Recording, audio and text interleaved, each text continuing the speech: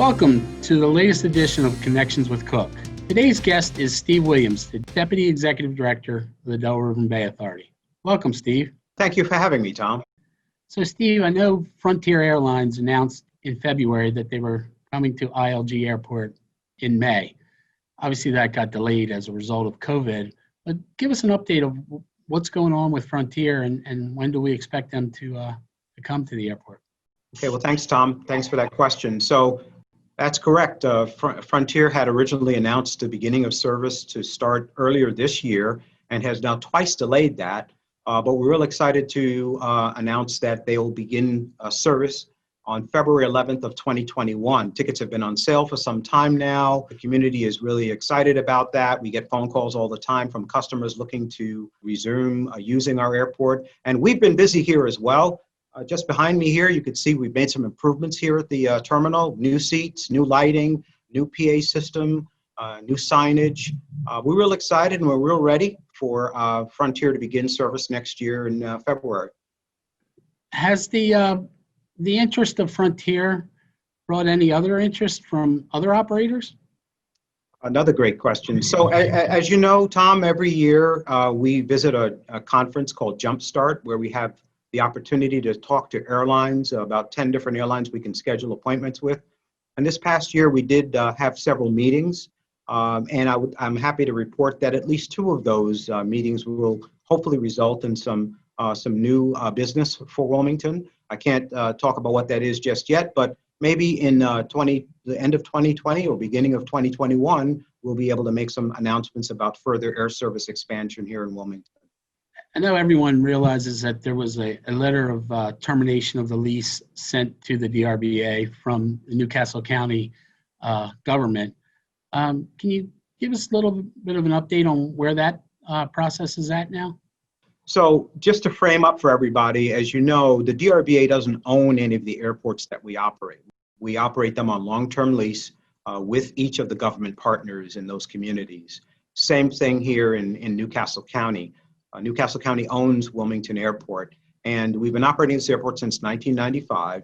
And according to the terms of the agreement, if the county elected to terminate the DRBA's services at the end of the first 30-year term, they had to give us 5 years notice. And that notice came to us at the end of June, and that will see us right through to the end of 2025. In the meantime, the DRBA will continue to do everything we need to do to operate this airport in a safe and secure manner. We'll continue to promote business. And if the DRBA and the county in the next 5 years elect to go a different direction, then we'll see what happens. But there's also a possibility that we could continue to operate the airport as well. In the event that the county wants to move on, well, then they have what's called a termination payment that they'll have to make to us, which is the payment of our unamortized investment that we've made over the last 25 years. So we'll see what happens. The jury's still out on how this will shake out, but that is something that happened this year. I appreciate that update, Steve. ILG is not the only airport that has activity going on. What's going on at Cape May Airport? Well, great. We're also very excited about what's going on at Cape May Airport. We've had a very good cooperative relationship with the county, Cape May County, and the folks there that have resulted in some really great improvements to the industrial park, resurfacing and an improvement of the main entrance road, new construction of buildings, both the light industrial buildings, of which the DRBA has its second one under construction now that'll be open next year, mid-year next year, which is, by the way, fully committed in terms of tenancy.